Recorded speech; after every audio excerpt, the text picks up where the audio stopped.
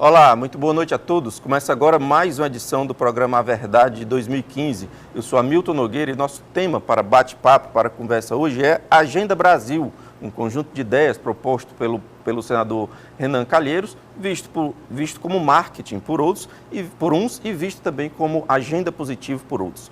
Fique atento, o programa A Verdade está no ar.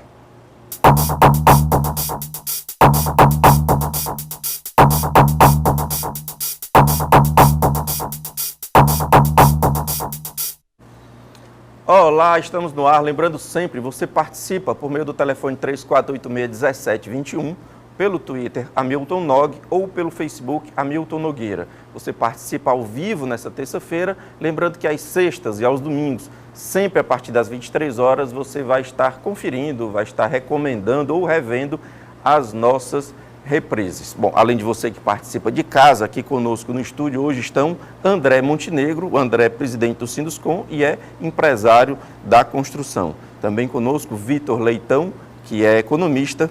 Conosco mais uma vez deputado João Jaime, o João Jaime é do Democratas do Estado do Ceará, e a professora Fátima Villanova, que é doutora em Sociologia, aqui conosco. Professoras, senhores, muito obrigado pela presença, agradeço demais a disponibilidade de estarem aqui conversando conosco. A Agenda Brasil. André, você conhece bem aí a Agenda Brasil, viu os pontos, leu, o que achou? Está esperançoso? Eu sei que o problema da Constituição não dá muita esperança, né? Mas, enfim, como é que você viu esse anúncio? Achei interessante, ele foca na segurança jurídica, né, dos empreendimentos, foca na desburocratização, foca também na diminuição do Estado. O nosso Estado é muito pesado, né? Hoje, inclusive, falei em um jornal local, nós da iniciativa privada, nós empresários, não aguentamos mais pagar conta da ineficiência do governo, né, do Estado. Né? O governo, quando eu falo, é o Estado em geral. E a agenda tem algumas propostas interessantes, claro que tem que ser discutida. Eu lembro que muitas vezes que nós conversamos aqui, outras participações suas, você falava muito da regra clara. Sim. Seja qual for a regra, mas seja clara e que seja cumprida. Claro. E tem alguns pontos nessa Agenda Brasil que falam isso em segurança jurídica. Qual a esperança de sair da questão textual e de fato ser implementado isso?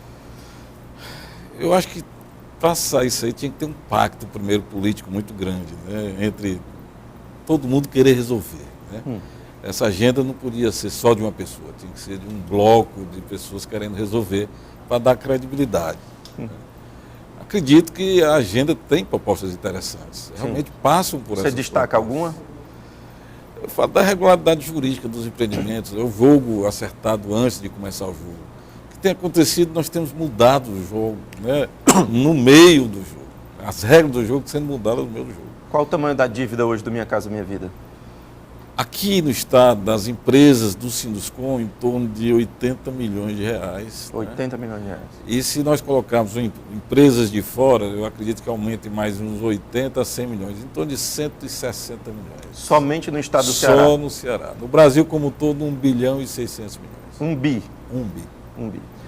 Vitor, prazer recebê-lo novamente. O que você viu aí da Agenda Brasil? Algum ponto que seja capaz de alavancar crescimento?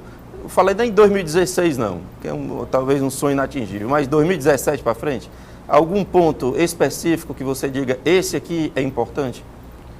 Eu diria que tem muitos pontos importantes ali, também até como o André falou, acho que nada que já em 2016 a gente sinta um crescimento, ou 2017, em função de algum ponto desse, mas eu acho que tem alguns pontos ali que podem, se levados de fato adiante, melhorar aí o caminho para a gente voltar a crescer. A própria segurança, a revisão do acordo do Mercosul, isso é extremamente prejudicial para o Brasil.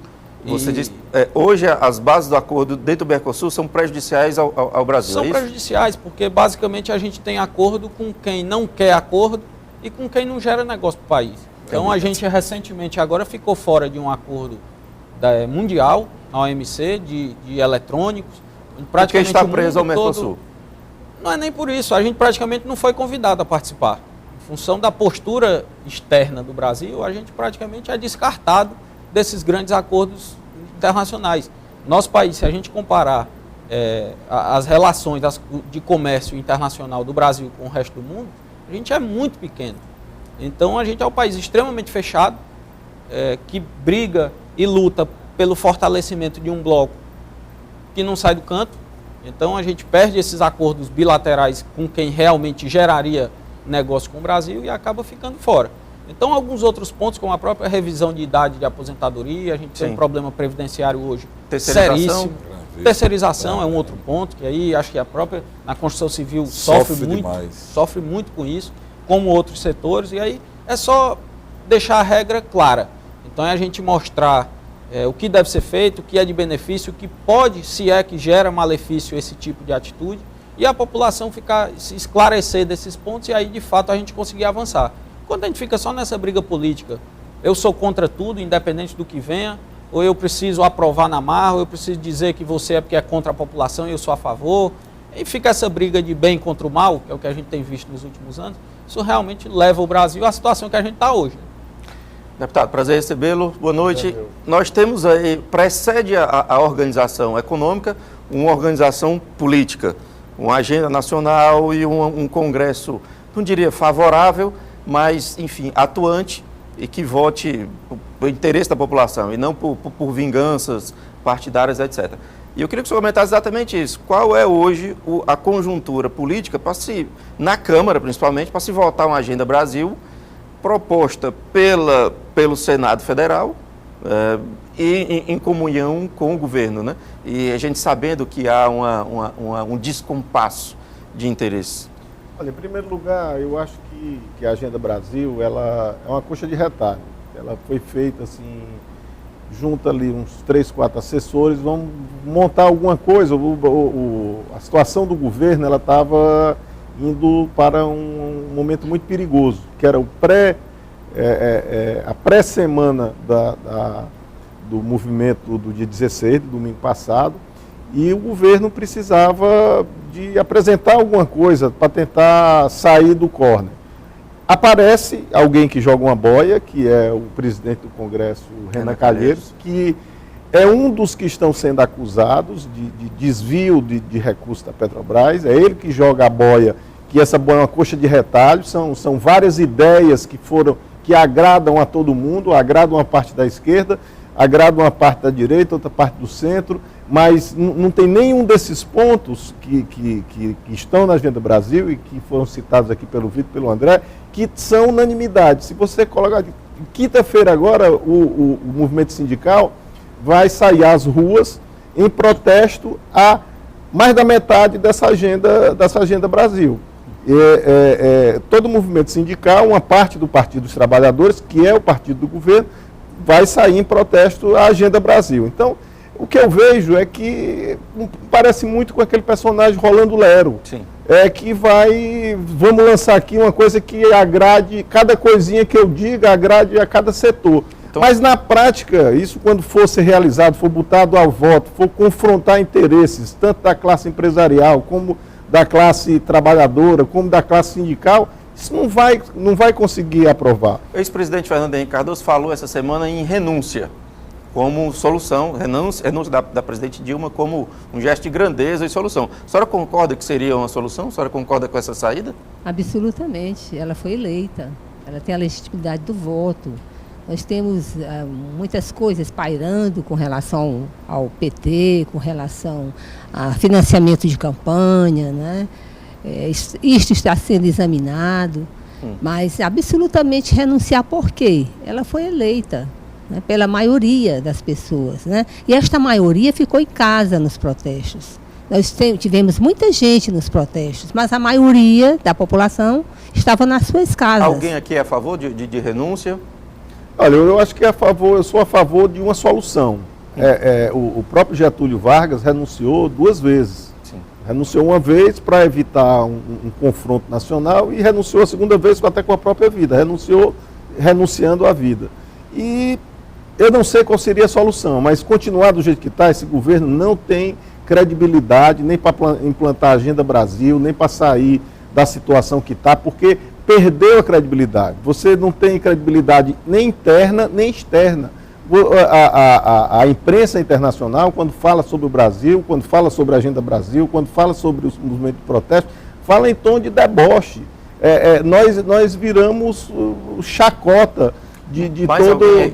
Então, Eu acho que tem que ter uma solução. Pode ser a renúncia dela, pode não ser, pode ser outra, pode ser o impeachment, se aparecer, eu acho que não tem nem condições hoje. Tá. Mas pode aparecer daqui para lá algum envolvimento dela. André e Vitor, a favor de renúncia, acha que isso ajudaria? Eu acho até, não sei até que ponto ajudaria, mas assim, até seguindo essa mesma linha, eu acho até que ela já não governa mais, né? Então Sim. é meio que isso Não há tá mais aí, governo. a gente viu aí o Eduardo Cunha e Renan Calheiros basicamente dominando aí o cenário político e dando as cartas. Então fica numa situação complicada, mas eu não sei se chegaria realmente ao ponto de renúncia. O amigo Kleber Carneiro faz a seguinte observação: Collor também foi eleito, mas perdeu o cargo.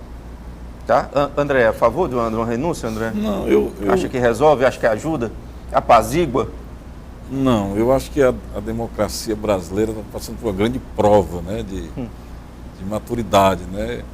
Eu estou gostando desse movimento. Realmente os poderes estão atuando, né? No mínimo ajuda na maturidade, Da maturidade, cívica, né? é isso. E Nós não gostaríamos de estar Se passando nós por isso, mas, conseguirmos enfim. passar por essa crise sem o país chegar numa situação irreversível. O grande e afundar. problema nosso é que nós estamos passando por duas grandes crises. E elas estão... Né, A econômica e a política, vocês falam. né? Então, esse é o grande...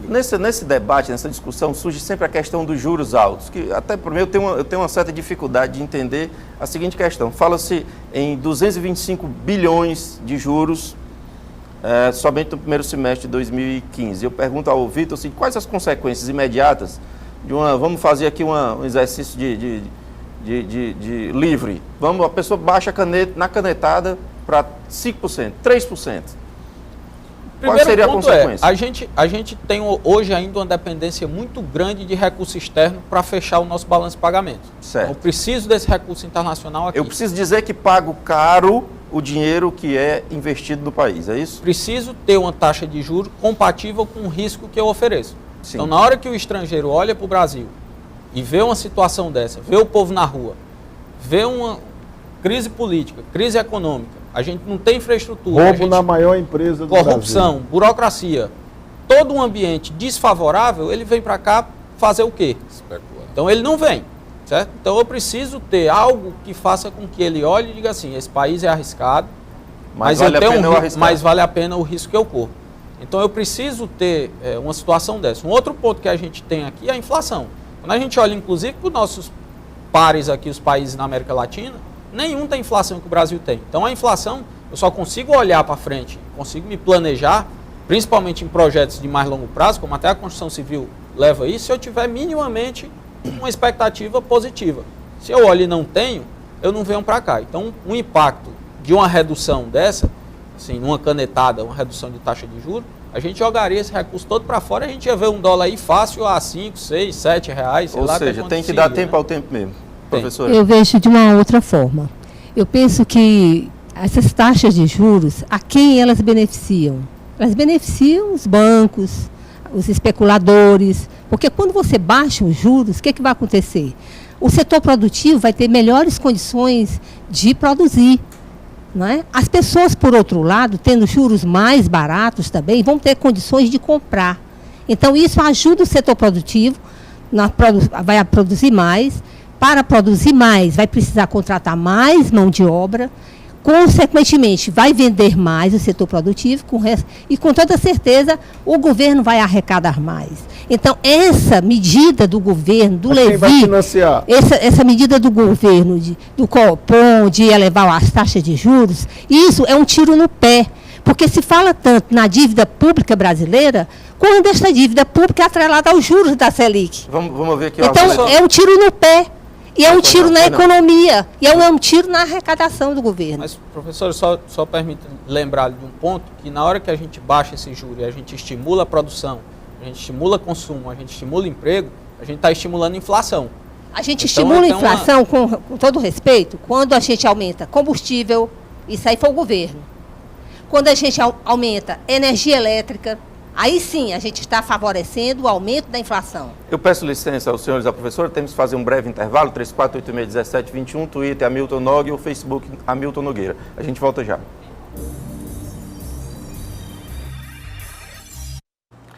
Olá, estamos de volta, segundo bloco do programa Verdade de hoje, falando sobre a Agenda Brasil, a proposta do senador Renan Calheiros, que tramita agora entre governo e Congresso e que é visto por uns como marketing, visto por outros como uma agenda positiva para a nação. Você participa, 3486-1721, Twitter Hamilton Nog ou Facebook Hamilton Nogueira. Antes de apresentar aqui os convidados mais uma vez, quero mandar um grande abraço para Cláudia Freires, que ela é de Aquiraz e é técnica de enfermagem e instrumentadora.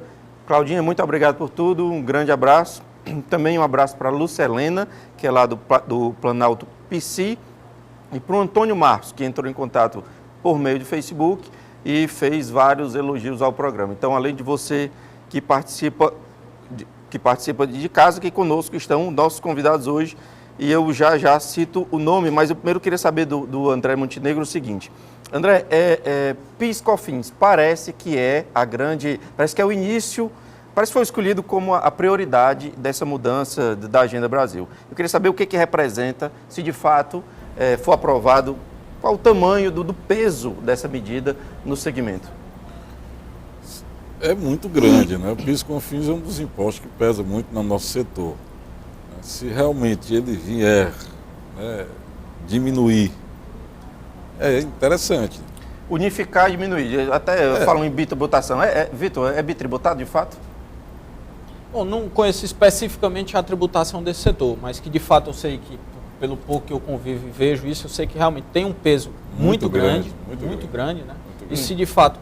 Há um ambiente até, acho que pegando esse mote, mas falando mais abrangente, há no Brasil hoje um movimento chamado Brasil Eficiente, liderado por um economista, Paulo Rabelo de Castro, que inclusive esteve na FIEC há algum pouco tempo, onde ele diz o seguinte: a gente precisa fazer uma reforma tributária e o primeiro passo seria simplesmente a simplificação da estrutura tributária no Brasil, sem diminuir R$1 de arrecadação. A gente vai só simplificar, isso já geraria... Isso é possível? É possível.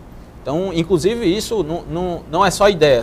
Quem acessar lá o site e acompanhar e ver esse movimento, você vê que, inclusive, tem as etapas. Um dos pontos muito batidos, inclusive, pelo movimento, e que está na Agenda Brasil, é a implantação, de fato, que está na Lei de Responsabilidade Fiscal, do Conselho Fiscal. Sim. Conselho de Gestão Fiscal. Sim. Então, acompanhar e saber como está sendo gasto, para onde cria-se um conselho independente e acompanha isso. Então, na medida que você simplesmente simplifica e ao longo do tempo você vai reduzindo gradativamente a carga tributária, aí sim você tem um ganho efetivo para o setor produtivo. Você quer comentar? Hoje, mesmo, eu quero aproveitar e dizer, realmente ele tem razão. Hoje nós gastamos mais ou menos 1/3 do nosso tempo de gestão nas empresas trabalhando para o governo. Cuidando de papelada. Cuidando de papelada, de obrigações acessórias. Cada vez mais o governo nos enche de obrigações acessórias. E tem um mercado aí que se beneficia disso, viu? Dessa confusão tributária. Horrível, tem. E isso, quando você pede prazo de alguma coisa, não informou determinado, isso gera, em vez de ser acessória, gera pecuniária. Tá. Então é a forma do governo arrecadar. É muito pesado isso nas empresas hoje da gente. Tá, peço licença, nós temos uma primeira ligação na noite. Alô, boa noite. Boa noite. Seu nome, por favor? Otacílio Faridas. Otacílio, muito prazer falar com você, Otacílio. Você tem pergunta ou comentário aqui para os nossos convidados? Um comentário. Pois não, fica à vontade. Os políticos parecem estar em plena campanha eleitoral. Sim. Avisa aí que a campanha eleitoral terminou.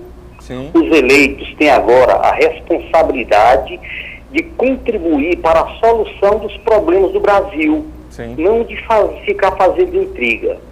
A democracia precisa ser respeitada. Sua conquista foi muito cara. O papel da investigação e da criminalização é da polícia e do Ministério Público, que está fazendo isso muito bem.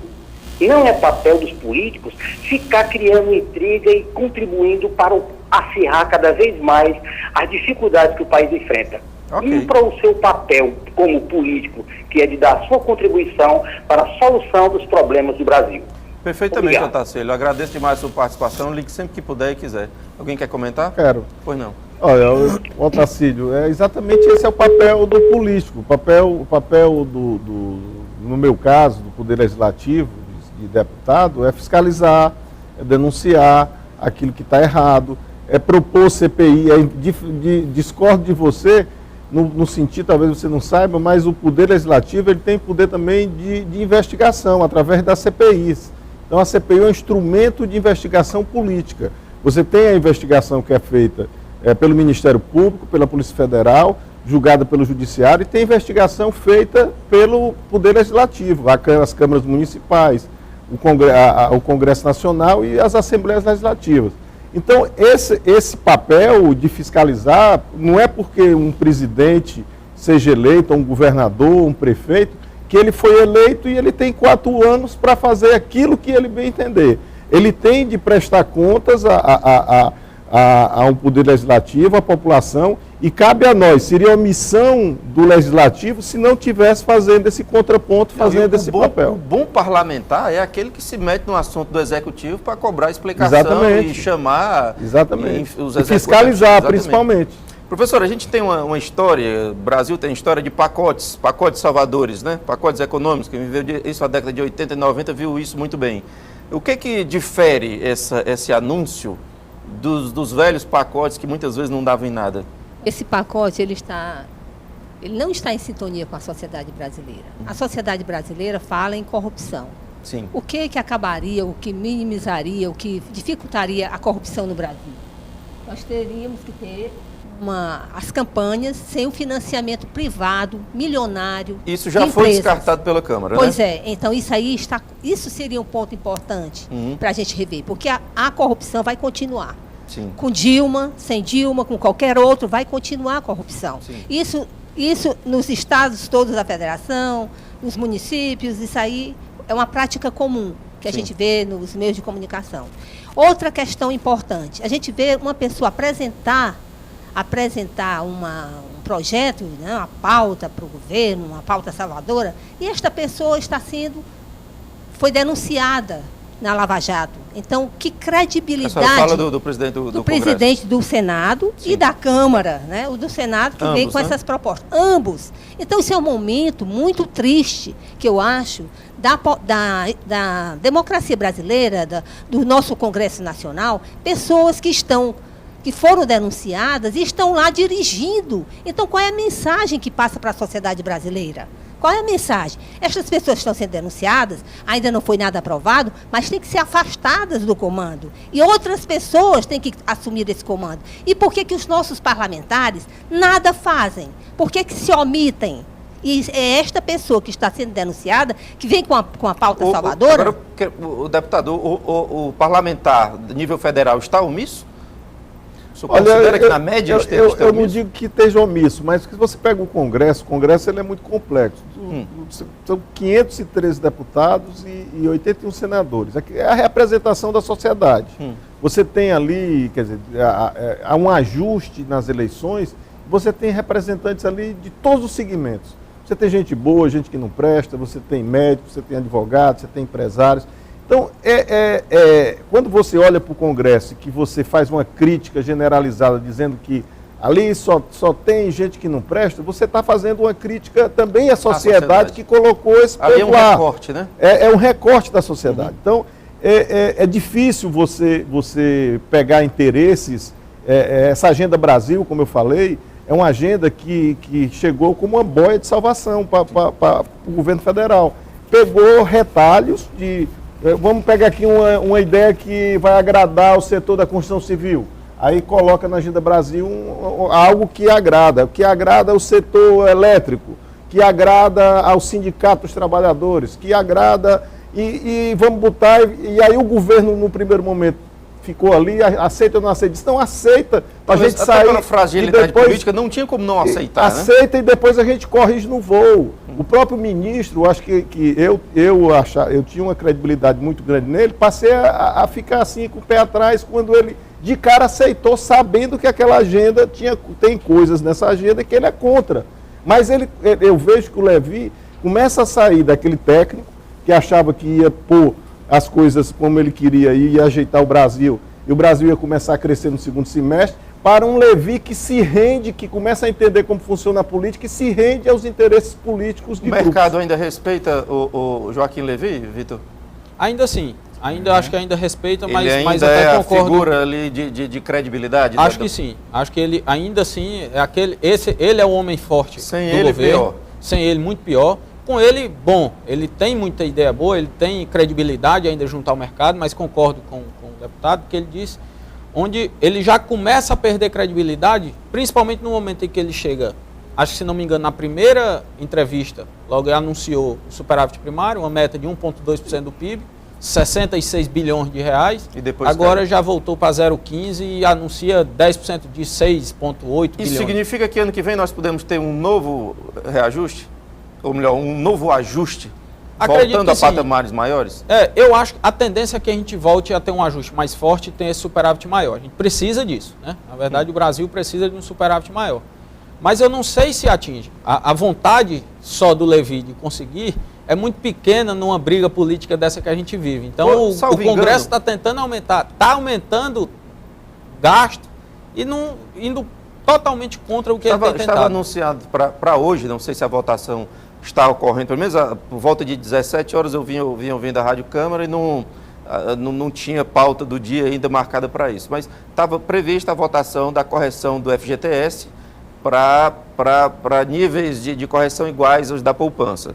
E é um assunto que interessa também o André Montenegro, porque o governo se defende dizendo que se isso passar, tira-se dinheiro do Minha Casa Minha Vida.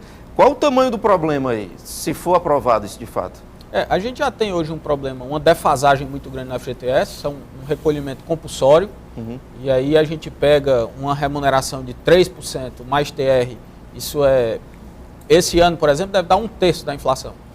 Então é muito ruim, é muito prejudicial. E aí se a ideia é gerar consumo e é gerar crescimento econômico, seria melhor se fosse transformado em consumo, de fato. Entendi. Era melhor do que ter esse recurso poupado. Mas realmente, na hora que você muda essa regra, que aí está essa disputa ainda, essas discussões em termos de como vai ficar essa remuneração do FGTS, de fato isso é um problema muito grave, principalmente os repasses Minha Casa Minha Vida, que já estão prejudicados, né? O André já falou do tamanho do rombo que tem hoje, então a tendência é que isso fique preocupa, ainda pior. né? Preocupa muito, mesmo porque não é só o recurso Minha Casa Minha Vida, né? É um recurso de saneamento, de drenagem das grandes e pequenas cidades, que são financiados pelo FGTS. Nós não somos contra o reajuste para o trabalhador, né? Mas existem outras formas que nós estamos com um projeto. E vocês têm uma proposta, Nós né? temos uma proposta que está sendo levada, e já foi levada pelo deputado Marum, que é um deputado lá do Mato Grosso do Sul, que é você pegar parte do lucro do FGTS e remunerar todas as contas. Porque quando você aplica esse reajuste da poupança, você vai atingir apenas as contas a partir de 2016. Dos depósitos de Quem tiver de 2016. 2015 para trás não vai receber. O que você vê aí nessa questão do FGTS no meu modo de ver, de origem. O trabalhador, o FGTS, quando ele foi criado como uma proteção ao trabalhador, ele não foi pensado em ser o financiador do saneamento, da casa própria, do Minha Casa Minha Vida, que nem existia, nem se imaginava que existiria, né? Ele foi criado para proteger, para que houvesse uma poupança compulsória, que parte é descontada do trabalhador, parte é descontada Seria do uma empresário, segurança, né? para que ele tivesse uma segurança quando ele fosse demitido, ele não sofresse tanto. E isso hoje o trabalhador que está nos ouvindo, pode ter certeza, vocês estão sendo enganados. Por quê? Porque a correção, como o Vitor falou aqui, esse ano vai ser 1/3 da inflação. O trabalhador que acha que, mas eu tenho minha carteira assinada, tenho o meu FGTS. Seu FGTS está sendo corroído. Não importa se isso vai depois prejudicar setor A ou setor B, mas a finalidade não era essa. Então, o trabalhador hoje, ele perde 2/3 por ano, esse ano, vai perder 2/3 da correção do O Vitor tem uma FGTS. comparaçãozinha muito rápida, né? Se eu pegasse o dinheiro e fizesse uma aplicação conservadora... Uma aplicação no FGTS nos últimos anos, ela rendeu 100%, enquanto uma aplicação no CDI, ou seja, uma aplicação de renda fixa tradicional, a mais simples talvez possível, ela renderia 600%. Bom, nós temos mais uma ligação. Alô, boa noite. Alô, boa noite. Seu nome, por favor? Rogério Tabosa, da Maraponga. Rogério, prazer falar com você, Rogério. Você tem pergunta ou comentário aqui para os nossos convidados? Comentário e no final uma pergunta, pode ser? Fique à vontade, rapidinho. Objetivamente, Pois não. seguinte, a crise é mundial. Certo. Na Itália, na Espanha, na França, o desemprego chegou a quase 30%. Certo. No Brasil chegou só a 6%. Dilma manteve o emprego do trabalhador. Certo. Eu tenho um nível médio, sou classe média, eu não estou vendo essa crise. Eu estou achando o seguinte, está tendo muito oportunista e muita gente estão falando muita mentira e demagogia na mídia. Certo. Porque foi gasto mais de 5 milhões só em Manaus com faixas de bandeira contra a Dilma, contra o PT e contra o Lula. Certo. Foi gasto mais de 1 milhão com bonecos e fábricas. E muita coisa nessa coisa foi elite que pagou, a oposição que pagou. Por exemplo, como é que pode a Globo passear no meio de uma manifestação, escutar todo mundo? A Globo sempre foi mal vista. E a sua pergunta, Rogério? Porque ela apoiou a ditadura. A ditadura militar também esteve no meio da manifestação. Pois não. Então a ditadura desviou fortunas e dinheiro, Ok. desviou tudo desse Mas, país. Rogério, Não foi uma coisa boa pro país, peço a não. sua pergunta, por favor. A pergunta é o seguinte, o dinheiro que o seu Sérgio Guerra, Sim. falecido, e o dinheiro lá de Furnas de Minas Gerais que o Soares recebeu, o Jaime que está preso por causa do Anastácio que pegou dinheiro. Onde está esse dinheiro? Eles não são corruptos também, não, o pessoal do PSDB e do DEM também? Ok. Rogério, agradeço demais a sua ligação. Muito obrigado pela participação. Ligue sempre que puder e quiser. Quem se manifesta? Eu gostaria de falar Pois não. o seguinte, que realmente eu concordo. Eu acho que a crise, ela foi criada artificialmente. Sinceramente, a partir de até 2014, nós tínhamos o quê? Desemprego de primeiro mundo. Quando antigamente o desemprego era bem baixinho, hoje na Espanha mais de 20%. Então, como é que nós estamos com o país em crise com um desemprego de 6 e pouco por cento? Como é? Mas Agora, ainda tá agora o 6 e pouco? Levi... Já 10%, chegou a 2 dígitos já, 10%. né? Agora, o que é que nós vemos? Nós vemos um ministro da Fazenda que é a favor de se aumentar continuamente a taxa Selic. Essa taxa Selic, ela compromete o setor produtivo desse país e compromete a classe trabalhadora. Então, a crise está sendo gestada agora. A recessão, nós vamos ter recessão por conta dessas medidas. E ninguém vê isso. A credibilidade do mercado. O que é credibilidade do mercado? Credibilidade do mercado é ganhos e mais ganhos para os bancos e para os rentistas. Esta é a credibilidade do mercado. Como é que alguém vem para o Brasil atrás de credibilidade com taxas de juros exorbitantes para remunerar o seu dinheiro, quando nos Estados Unidos a taxa de juros é próxima de zero? Então, se um país forte como os Estados Unidos é próximo de zero, como é que a gente, não tendo essa credibilidade, pode botar uma taxa de juros além de 14%? Eu acho que essa é uma ótima pergunta para o Vitor, para o João Jaime. Eu vejo o seguinte, a questão da crise, tem muita essa discussão da mídia, agravar a crise, até acho que há um agravamento sim. Esse componente, né? Se fala de crise de manhã, no almoço, à noite, toda hora. E aí, Isso, de obviamente, fato, quem está vendo fica com adia a receio, compra, né? Obviamente, Uhum. mas eu não posso achar que isso é um fato criado quando você vê demissões acontecendo, crescimento de menos 2%, crescimento negativo de 2,5% do PIB. Enfim, você começa a ver o dólar disparando, a inflação indo para 9,5%, coisa que a gente não via há muitos anos.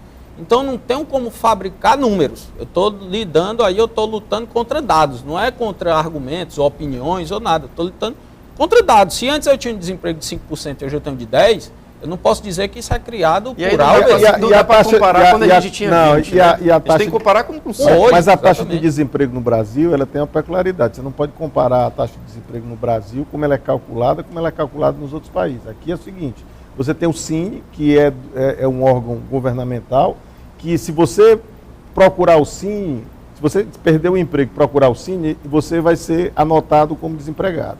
Se você voltar no próximo mês, anotado como desempregado. Se você desistir de procurar emprego e não voltar ao Cine, ele considera que você está empregado. Então, é uma das razões do governo estar explicando o aumento de desemprego, dado não é confiável, não é confiável. Esse dado de desemprego do Brasil não é confiável. Outra coisa, só para complementar, e a questão da credibilidade. A questão da credibilidade, professor Fátima, ela é uma instituição internacional. A credibilidade, ela não dá para maquiar uma credibilidade. Ou você tem, ou você não tem. O Brasil perdeu a credibilidade no momento em que uma presidente, para se eleger, diz: não vou fazer isso, não vou fazer aquilo, não vou fazer aquilo. E quando assume, faz exatamente o contrário. Então, os agentes financeiros que realmente têm interesse, ninguém investe sem ter interesse de lucrar, do mais rico ao mais pobre. Então, na hora que você vê essa bagunça política que está hoje o Brasil Brasil perde a credibilidade. O investidor tira o dinheiro. Como é que você faz para retornar? Hoje o juro alto no Brasil não é mais para conter a inflação. É porque se não subir a taxa de juros, o mercado, o capital estrangeiro não vem para financiar. Que antes vinha com juro mais baixo e vinha quando o Brasil tinha credibilidade. Eu peço licença, professora, responder no terceiro bloco, porque eu preciso fazer um breve intervalo. 3486-1721, Twitter Hamilton Nogueira ou Facebook Hamilton Nogueira. Até já. Olá, estamos de volta para o terceiro e último bloco do programa Verdade de hoje, falando sobre Agenda Brasil. Você participa, 3486-1721, Twitter Hamilton Nogueira ou Facebook Hamilton Nogueira. Participe ao vivo nesta terça-feira, lembrando que às sextas e aos domingos, sempre a partir das 23 horas, você terá a oportunidade de ver, rever ou indicar os nossos programas. Além de você que participa de casa, aqui conosco no estúdio estão André Montenegro, que é empresário e presidente do Sinduscom. Conosco também Vitor Leitão, economista, e deputado João Jaime também conosco, ele é deputado pelo DEM, o Democratas, e a professora Fátima Villanova, que é doutora em Sociologia. Nós temos um bloco, então, vamos tentar aqui ser um pouco objetivo. Tem três assuntos muito interessantes, um que eu acho que é muito importante para o Brasil, a gente não sabe como é que vai ser redigido, mas é a lei de responsabilidade das estatais. É necessário um marco regulatório nesse ponto. Não sei se vai sair. Mas outros dois pontos interessantes. Cobrar dos mais ricos pelo uso do SUS. Isso daria um programa, porque eu acho absolutamente inviável. Mas totalmente inviável. Não é usado. O rico não usa o SUS. Eu acho o seguinte, se os planos de saúde, né, se aqueles procedimentos mais caros, os planos de saúde mandam para o SUS, então os planos de saúde devem remunerar o Estado. Isso. Agora, essa história do SUS deixar de ser universal. Parece que tem algo meio ideológico, aquela coisa do vamos punir os ricos. O rico é o mal, o pobre é o bem. Propaganda política. Não, eu acho que isso aí é desconstruir toda uma luta das pessoas, dos sanitaristas, das pessoas que estavam envolvidas com a saúde no Brasil, para criar o SUS. E agora eles querem matar o SUS. Então, isso é agenda para o Brasil. Outra coisa é levar a idade mínima para a aposentadoria. Então, você vai de bengala. Então, só quem tem interesse de ficar até mais de 70 anos trabalhando é o pessoal, né, das cortes nesse país que querem ficar lá até o final. Não. Acelerar liberação de licenças ambientais. É interessante para o segmento? Depende de como você encara o acelerar. O que é acelerar? Se o acelerar for criar regras claras, sem subjetividade, para uma aprovação mais rápida, porque o problema do meio ambiente no nosso país são a subjetividade da lei, as pessoas que interpretam. Nós tínhamos aqui uma lei muito confusa aqui no município de Fortaleza, Sim. onde se pegasse um técnico e pegasse outro técnico, os dois iam ter interpretações diferentes. É um trabalho excelente. Isso para a construção na capital. Na capital. Um trabalho excelente da secretária Águida Muniz, onde ela, na realidade, ela tornou a lei clara, né? Ela restringiu mais, mas agora eu tenho lei clara. Mas alguns segmentos que vêm assim, como vão destruir tudo, vão acabar com todas as árvores, isso é verdade? Não, isso não é verdade. Isso não existe mais. Hoje o meio ambiente é protegido por todos nós. Né? Nós vivemos na cidade e a gente quer proteger o meio ambiente. E nós mesmos, como investidores, como incorporadores, nós queremos a nossa cidade bonita. O que eu vejo como acelerar, a única forma de acelerar não é você dar licença de graça, sem que o empreendimento ou a atividade que você queira licenciar, ela possa ter aquela licença. Mas o grande problema ambiental é que é igual ao do Ministério Público, é igual ao da Justiça, não tem funcionário. Se você entrar hoje com um processo para fazer uma pequena residência num local onde possa ser uma área de preservação permanente ou uma área de proteção ambiental, você leva 8 meses para que te digam se tu pode ou tu não pode construir. Por quê? Porque não tem funcionário, a SEMAS não tem funcionário Isso suficiente. É que cria aí o que é que acontece? Você, o ambiente inseguro para o investidor. E quem tem poder político ou poder de influência, consegue em 2 meses. Né? Mas o cidadão normal que vai, eu estou dizendo aqui SEMAS porque é Ceará, Sim. mas é no Rio Grande do Norte, é no Brasil todo. Não tem funcionário. Então, acelerar seria dar condição aos órgãos ambientais para estabelecer um rito. E estabelecer um rito e prazo. Eu discordo um pouco. Claro que tem a deficiência de funcionário, realmente tem, a nossa SEMAS aqui tem. Mas a nossa secretária aqui no município de Fortaleza, ela provou o contrário. Mesmo no funcionário, ela consegue dar celeridade. Porque ela criou realmente procedimentos claros, objetivos e rápidos. Né? Funciona, está funcionando? E isso está funcionando. Ela deu uma celeridade muito grande aos projetos, sem dar liberalidade. Pelo contrário, criou regras mais restritas, mas são objetivas. Você sabe realmente se você pode ou você não pode. Eu queria o comentário do Vitor a respeito da lei de responsabilidade das estatais. Necessário, Vitor? Eu acredito que aí é interessante, mas precisa ser muito bem discutida. A gente criar mais uma agência de regulação no Brasil, onde a gente já tem uma série de agências reguladoras que não regulam absolutamente nada, na verdade, mais atrapalham e aí até favorecem a corrupção. Mas eu acredito que você cria mais um obstáculo, mais alguém para olhar, mais uma burocracia. Sim. Eu não sei se é o caminho ideal, não. O professor acha uma ideia interessante? Eu penso que nós temos que fazer o seguinte, como é que essas agências que nós temos, elas estão funcionando? Elas estão funcionando no interesse da população ou estão funcionando no interesse daqueles órgãos que vivem? Então é mais dos órgãos do que da população. Então nós temos que ter isso muito claro. A gente fala muito de legitimidade, a gente fala muito de credibilidade. Vocês estão falando em agência e eu vejo mais como uma lei de responsabilidade fiscal, mais como um arcabouço jurídico do que propriamente dito de uma agência. Ou estou enganado? São regras, primeiro, para nomeação de diretores, para evitar a indicação.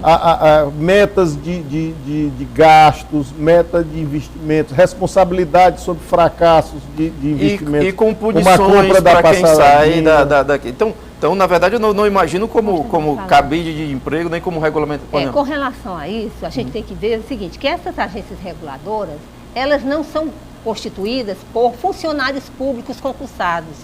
São amigos do poder, são pessoas indicadas, pessoas que têm prestígio político. Então, estas pessoas assumem estes lugares que são de grande importância para a credibilidade daquele sistema, se é energético, ou de água, de qualquer coisa, e de telefonia. Então, mas aí estes cargos são ocupados por pessoas que são alçadas pelo prestígio político, são indicadas. Então, nós precisamos ter nas agências reguladoras todas pessoas concursadas. Aí funcionários de carreira, né? Funcionários de carreira que estão vendo o interesse do país e não o interesse de grupos. André. Mais importante na administração pública, um choque de gestão muito grande, diminuição desses cargos comissionados. Às vezes você tem um funcionário público ali de carreira que ele não consegue atingir aquele cargo maior porque aquele cargo é indicação política. Sim. E ele tem toda a expertise. Ele tem toda a expertise, ele estudou, é preparado. Né? Que é isso que a lei de responsabilidade estatal pode trazer. É você ter um mínimo de cargos de confiança dentro das estatais preenchido por funcionários técnicos que foram formados dentro da própria empresa. Isso dá continuidade a políticas de Estado. Você tem, né, não política de governo. Sim. Quando muda o governo é impressionante. Salvo engano, a gente sente muito isso na construção civil. Às vezes você está aqui com uma prefeitura e tal, quando muda, né, os cargos comissionados mudam, a pessoa passa 6 meses para aprender o que é que vai fazer, porque não sabe nem o que é que vai fazer, muitas das vezes. Entendi. Isso trava a iniciativa, cria insegurança. Então eu sou contrário aos cargos comissionados, eles têm que ser muito pequenos, privilegiar realmente os funcionários de carreira, que estudaram. Sempre que há uma crise política, falam-se em redução de ministério. É sempre visto como uma panaceia, como uma saída óbvia e que ninguém consegue fazer. Isso, de fato, traria economia, Vitor? É uma solução... Daria credibilidade. Daria credibilidade. Acho que traz economia, mas mais do que a economia é a credibilidade. Eu acho que é o fato de você cortar na carne, que é o que o governo não tem feito, Então, o que a gente tem visto de redução de gasto, que na verdade no primeiro semestre até aumentou o gasto público, mas onde a gente vê quando o governo precisa cortar, ele corta investimento e não corta em custeio. Então, é muito inchado. O país, a máquina pública é muito grande. A gente precisa uma redução de ministérios pela metade, aí saindo de 38 para 20, como tem se falado, ou 24. Isso aí eu acho que teria o ato, o simbolismo disso seria muito importante para o país. Em termos de economia, gera, mas não tanto. Eu acho o seguinte, que se o Senado quer propor uma agenda para o país, ele precisa primeiro ver como é que está a sua casa, como é que estão os salários dos parlamentares, né, dos senadores, as benesses, as verbas parlamentares, né, todo tipo de ajuda que os parlamentares têm para a sua atuação política. Então, isso tem que ser revisto e isso não vai na agenda. Então, primeiro, a gente não tem credibilidade de quem apresenta a agenda, né? Não tem credibilidade, porque é uma pessoa que vai ser investigado, que foi acusada. Ninguém sabe se é verdade ou não, mas está sendo acusada. Então, a falta de credibilidade começa aí, quando a economia não é feita na própria casa, no próprio Senado. E isso repercutiria para as casas legislativas de todo o país. Deputado, quer comentar? Eu acho que essa questão do governo do PT, ele elevou os cargos de confiança a um nível estratosférico. Hoje nós temos no Brasil 23 mil cargos de confiança. E, humanamente, uma das grandes dificuldades que esse governo está tendo agora é de preencher esses cargos. Criaram tanto cargo e é tanta briga por esses cargos, a base aliada fica brigando por esses cargos, que não se consegue, está tudo parado. O DENOX aqui está parado, os órgãos federais estão parados. Então, se houvesse um corte, como o André disse, nos cargos comissionados, e houvesse um corte nos ministérios, você tem Ministério dos Portos, Ministério da Aviação, isso é brincadeira, da pesca. Isso é brincadeira. Podemos imaginar que para a aprovação dessa Agenda Brasil, muito cargo terá que ser distribuído? Porque a moeda de troca é essa. Esse é que é o grande problema. É o cachorro correndo atrás do rabo. Você quer aprovar uma medida séria, mas para aprovar medida séria tem que dar benesses que não são sérias. Então, essa é a dificuldade, a falta de credibilidade que esse governo tem. Por isso que eu não acho que tem condição de você sair da situação que nós nos encontramos, tanto política como econômica, com esse governo, com o governo que está aí. Quando você vê alguma coisa de boa para ser aprovado, diz, mas para ser aprovado agora nós vamos... Eu vi a última proposta agora, ministério fechado. Entrega ao PTB um ministério de porteira fechada, ele vai fazer o que ele quiser, nomear quem ele quiser, mas ele tem que apoiar a gente no que a gente quiser. Então, é isso que vai diminuindo a credibilidade e vai fazendo com que as pessoas que têm responsabilidade, que investem, que podem fazer alguma coisa, parem para observar o que vai acontecer. Um dos pontos dessa agenda, que é dividido em 3 grandes eixos temáticos, falar em infraestrutura. A infraestrutura, André, como é que está avançando? São sempre dezenas de propagandas, principalmente na época da eleição, de pontes, de ferrovia. Como é que está a Transnordestina? Está andando isso? Realmente não está andando. Não, nada. Nosso país é muito deficiente. Isso é o custo Brasil, né? Sim. Isso reflete na nossa ineficiência, na nossa produtividade. E nós nunca encaramos realmente de frente projetos estruturantes para o nosso país. É aquele negócio, é falta da política de Estado. Né? Se entrar o próximo governo, ele não vai fazer aquela obra porque era do outro governo e deixa para depois. A gente até viu recentemente um anúncio também nessa de jogar para a torcida, um novo pacote de infraestrutura logística no país, quando a gente tem um monte de obra sem andar. PAC 2, PAC 3, sem o que o PAC 1 tem sem o PAC 1 determinado, sem ter inclusive com o anúncio da Bioceânica, né? Você não consegue, não adianta você criar. Nós não conseguimos fazer um metrô saindo ali do centro de eventos até o centro da cidade. Você quer ver uma enganação? Estamos pensando numa Bioceânica. Você quer ver um exemplo de enganação? A presidente Dilma, sexta-feira, vai estar em Cabrobó inaugurando a transposição de São Francisco. Como, quer dizer, para o Sudeste, é como se a água tivesse... Esse eixo, que é o eixo chamado eixo norte, ele só se completa, só tem aplicação quando ele chegar no Ceará e no Rio Grande do Norte. Em Cabrobó, é como você dissesse assim, vou inaugurar a água que vai resolver o problema em Fortaleza. Lá em Morada Nova. de Morada Nova para ela chegar em Fortaleza. Ainda A falta distância muito. falta muito. Então, a presidente vai inaugurar com a agenda de quem vai passar, tentando passar para a nação, que ela está inaugurando a transposição. Então, é a mais falta de credibilidade. Senhores, professora, chegamos ao fim do programa. Quero agradecer demais a presença de vocês e queria dar 20 segundos absolutamente livres para os comentários finais. 4 minutos? Então, desculpa, interrompi aqui antes da hora. Você dizia, então, vai haver a inauguração, no entanto... da obra que está pela metade. Está lá na metade, está lá em Pernambuco. Sim. Porque quem vai atender Pernambuco é o eixo leste. Que vai atender A Pernambuco promessa era e final Paraíba. de 2016, né? A promessa era 2012. Não, claro, mas 2016, 2017, ninguém sabe quando vai ser. Transnordestina, algum trecho já foi inaugurado? Não. 5%. 5%? Da obra realizada. 5%. Muito pequeno, não tem nada não.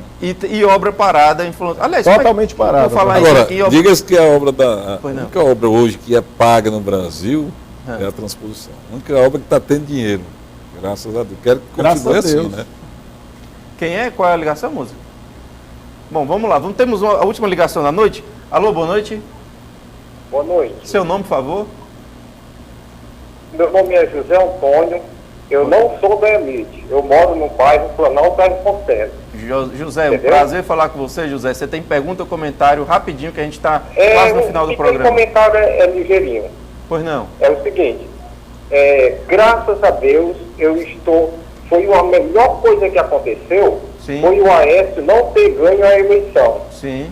Por quê? Por Se quê? o Aécio tivesse ganho e mostrado para os brasileiros o Brasil que ele recebeu, Sim. não iam acreditar, não, isso é coisa. Eu não disse que o Aécio ganhar, ia ter recessão, ia ter desemprego, mas aí veio as claras. Ok. E outra pergunta, não para o João Jaime, que eu já sei qual é a resposta dele. Tá. Se vocês aí acreditam que Lula e Dilma não sabiam de nada que estava acontecendo, nem de Petrolão, nem de Mensalão, José, agradeço Vocês demais a sua acreditam em participação. Papai Noel? Está plenamente entendida a Só sua para pergunta tudo. e vou passar aqui para os nossos E responda, convidados. por favor. Muito obrigado e até a próxima. Eu Quem gostaria- responde? Eu Rapidinho. gostaria só de dizer o seguinte, Pois que a não? credibilidade que o brasileiro quer é acabar com a corrupção no Brasil. Tá. O que vai fazer com que acabe a corrupção? É quando a política deixar de ser um balcão de negócios. Como é que o empresário investe, porque ele é generoso, somas milionárias nas campanhas, ele vai querer algo, o retorno desse O dinheiro que foi investimento investido. disso, né? Então, enquanto nós tivermos o financiamento privado das campanhas políticas, nós teremos continuamente essa história, impeachment para fulano, impeachment para ciclano, e nós não vamos acabar nunca com isso. Então, fim do financiamento privado das campanhas. Isso moralizaria a questão da política no Brasil. Rapidinho, o deputado concorda com isso? Não, porque o problema, professora Fátima, não é o financiamento público de campanha, é o Caixa 2. Se a senhora for fazer uma pesquisa nas prestações de contas das campanhas, a senhora vai ver distorções absurdas. Deputados ou vereadores ou prefeitos que foram eleitos com uma grande votação e que na prestação de contas está toda certinha. Foi só 15 mil reais. Eu conheço aqui um prefeito, que eu não vou dizer qual é, mas ele foi eleito prefeito, prestou conta de 5 mil reais. E o grande problema é o Caixa 2.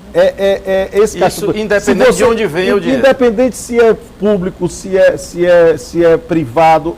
Você proibir o privado, você vai aumentar o Caixa 2. O Senhor, mesmo interesse vai botar o dinheiro na campanha daquele interessado por fora, pelo Caixa 2. Professora Fátima, a senhora tem 15 segundos, tem que diminuir ainda mais Mas o tempo, alguma por coisa tem favor. que ser feita. Eu acho que mecanismos de controle, não é? De apuração dos tribunais que controlam as eleições, que acompanham, tem que ser feito. encontrado. Alguma coisa tem que ser Contra o feita. Caixa 2, ele fala muito bem. Essa questão do Caixa 2 é muito grave. E é isso que a sociedade está querendo, moralizar a política. André, 15 segundos, fique à vontade. Quero dizer que o empresário brasileiro está preparado para trabalhar e voltar o país crescer. E dizer que essa maturidade da democracia, que persiste, que continue essa O que vai acontecer com ligação essas entre- grandes construtoras que estão envolvidas na Lava Jato? Se recuperam? Não, é difícil você falar, mas a Lava Jato vai trazer uma nova forma realmente dessa relação entre o Estado e essas grandes empreiteiras. Isso é bom, isso é salutar. E eu quero dizer que eu acredito muito na democracia brasileira, que a gente continue né? Acreditando na democracia e não ir atrás de saídas que não sejam dentro da democracia. Concordo plenamente. Vitor? Acho até que pegando o gancho aqui do André, acho que essa crise e com essas empreiteiras envolvidas, na verdade, vai abrir muita oportunidade para quem trabalha bem, para quem trabalha correto e quem é pequeno ou médio. Uma rearrumação no mercado. Uma rearrumação. Quem e já aí estava até subpleitando dessa... Exatamente. Então, essa turma que estava num segundo estágio, isso vai abrir muito espaço para eles entrarem. E aí, obviamente, já sabendo o que está acontecendo, acho que entram, inclusive, com uma nova postura. Acho que o Brasil tem condição de avançar, a gente só precisa que os governantes pavimentem essa estrada para a gente poder andar. Né? Deputado, 15 segundos. Eu acho que a Agenda Brasil é uma farsa. Uma farsa, como a professora frisou aqui várias vezes. A solução para o Brasil vem dos caras mais corruptos, que já teve que renunciar à presidência do Congresso por um escândalo, voltou à presidência do Congresso novamente, é acusado de outro escândalo, de desvio de recursos da Petrobras, e agora é ele o salvador, apresenta uma Agenda Brasil e que é abraçada pelo governo, que é abraçada pelo Ministério. E que não tem fortaleza nenhuma para segurar. Né? Agora agora o Brasil está salvo porque o Renan Calheiros... Então vamos demitir o Levi e botar o Renan Calheiros como ministro da Economia. Senhores, professor, agradeço imensamente a presença. Agradeço também você que ligou, o José, o Rogério, o pessoal também do Twitter. Um grande abraço. Terça-feira que vem a gente está de volta com outra pauta importante que faz sim diferença na sua vida, no seu dia a dia. Grande abraço. E até lá, tchau.